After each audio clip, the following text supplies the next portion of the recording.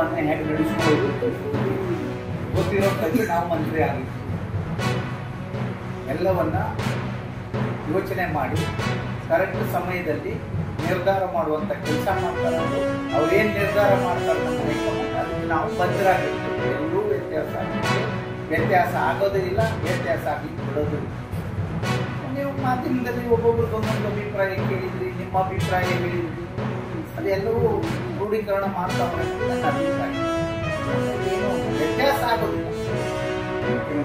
ಪಕ್ಷಕ್ಕೋಸ್ಕರ, ಈ ರಾಜ್ಯಕ್ಕೋಸ್ಕರ ಎಲ್ಲರೂ ತ್ಯಾಗ ಮಾಡಲೇಬೇಕು. ಏನು ಮಾಡಲಿಕ್ಕಾಗುತ್ತೆ. ನಾವು ನಮ್ಮ ದುಡ್ಡು ನಿರ್ಧಾರ ಅಲ್ಲ. 126 128 ನಮ್ಮ ಆಡಳಿತ, ನಮ್ಮ ಪಕ್ಷದ ತತ್ವ ಸಿದ್ಧಾಂತ ಎಲ್ಲರೂ ಒಪ್ಪಿಕೊಂಡು ಬರ್ತಾ ಇದ್ದಾರೆ.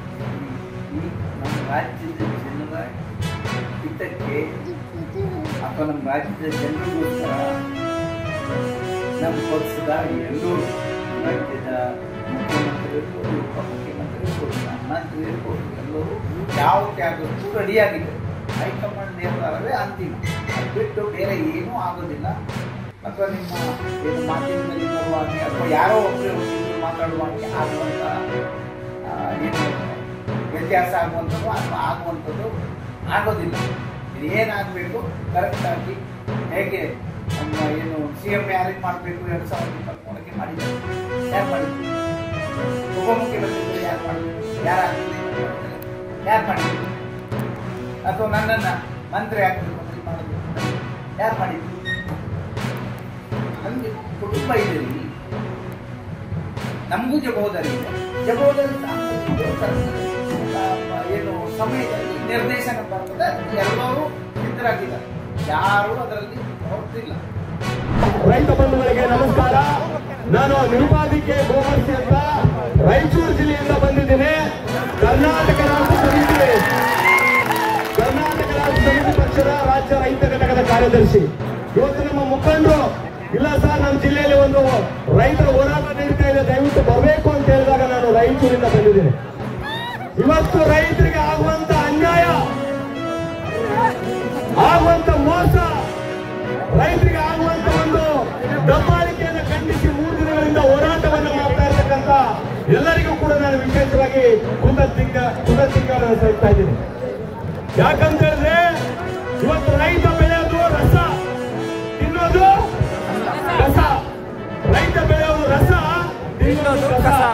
ಇವತ್ತು ಕಬ್ಬು ಸಿಹಿಯಾದಂತ ಕಬ್ಬು ಬೆಳಿತೇನೆ, ಜೋಳ ಬೆಳಿತೇನೆ, ಗೊಂಜಾಳ ಬೆಳಿತೇನೆ, ತೊಗರಿ ಬೆಳಿತೇನೆ, ಎಲ್ಲಾ ಬೆಳೆದು ಕೂಡ ಇವತ್ತು ರೈತ ತಿನ್ನುವಾಗ, ರಾತ್ರಿ ಊಟ ಮಾಡುವಾಗ ಒಂದೊತ್ತು ಊಟ ಇಲ್ಲದೂ ಕೂಡ ಅನ್ನದಲ್ಲಿ ಬೇಳೆ ಇಲ್ಲದೂ ಕೂಡ ತಿಂದು ಮಲಗಿ ಜೀವನ ಮಾಡ್ತಾ ಇದ್ದೇನೆ.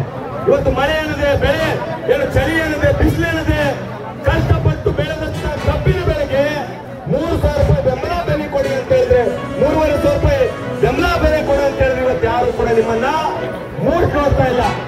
ಹಾಗಾಗಿ ಮೂಲಕ ರಾಜ್ಯ ಸರ್ಕಾರಕ್ಕೆ ಒಂದು ಎಚ್ಚರಿಕೆ ಕೊಡ್ತಾ ಇದ್ದೀನಿ. ರಾಜ್ಯ ಸರ್ಕಾರಕ್ಕೆ ಒಂದು ಎಚ್ಚರಿಕೆ,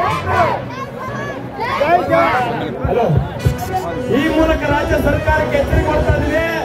ಇಲ್ಲಿ ಹಸಿರು ಸೇನೆ ನಡೀತಾ ಇದೆ, ಹಸಿರು ಸೇನೆ ಹೋರಾಟ ನಡೀತಾ ಇದೆ. ಬೆಂಗಳೂರು ವಿಧಾನಸೌಧಕ್ಕೆ ಹಳದಿ ಸೈನ್ಯ ಮುತ್ತಿಗೆ ಹಾಕಿದ್ದೆ ಎಚ್ಚರ. ಹಳದಿ ಸೈನಿಕರು ಮುತ್ತಿಗೆ ಹಾಕಿ ರೈತರ ಪರವಾಗಿ ಧ್ವನಿಗೂಡಿಸ್ತಾರೆ ಎಚ್ಚರ ಅನ್ನುವಂತ ಮಾತನ್ನು ಈ ಮೂಲಕ ಕೊಡ್ತಾ ಇದ್ದೇನೆ. ಈಗಾಗಲೇ ರವಿಕೃಷ್ಣ ರೆಡ್ಡಿ, ನಮ್ಮ ನಾಯಕ ರವಿಕೃಷ್ಣ ರೆಡ್ಡಿಗೆ ಈ ವಿಷಯ ಹೋಗಿದೆ. ಆ ಹೋರಾಟದ ಹುಲಿ, ಭ್ರಷ್ಟಾಚಾರದ ಸಿಂಹ ಸ್ವಪ್ನವಾಗಿರುವಂತಹ ಹೋರಾಟದ ಹುಲಿ ಇಲ್ಲಿ ಬಂತು ಅಂತಂದ್ರೆ ಎಲ್ಲರೂ ಕೂಡ ಮನೆಯಲ್ಲಿ ಬಿಲಗಳಾಗಿ ಒಳಗೋಗ್ಬೇಕಾಗುತ್ತೆ. ಹಾಗಾಗಿ ಯಾರು ಕೂಡ ರೈತರು ಆಕ್ರೋಶಭರಿತರಾಗದೆ ಇದೇ ರೀತಿಯಾದಂತಹ ಶಿಸ್ತು ಶಾಂತಿಯಿಂದ ಹೋರಾಟಕ್ಕೆ ಒಂದು ಶಕ್ತಿಯನ್ನ ತುಂಬುವ ಮೂಲಕ ನಮ್ಮ ಬೇಡಿಕೆ ಈಡೇರುವವರೆಗೂ KRS ಪಕ್ಷ ನಿಮ್ಮ ಜೊತೆಯಾಗಿರುತ್ತೆ, ನಿಮ್ಮ ಬೆಂಬಲವಾಗಿರುತ್ತೆ, ನಿಮ್ಮ ಯಾವುದೇ ಹೋರಾಟಕ್ಕೆ ಶಕ್ತಿಯಾಗಿರುತ್ತೆ ಅಂತ ಈ ಮೂಲಕ ಭರವಸೆಯನ್ನು ಕೊಡುತ್ತಾ ನಾನು ಮಾತುಗಳನ್ನು ಮುಗಿಸ್ತಾ ಇದ್ದೀನಿ. ಎಲ್ರಿಗೂ ನಮಸ್ಕಾರ.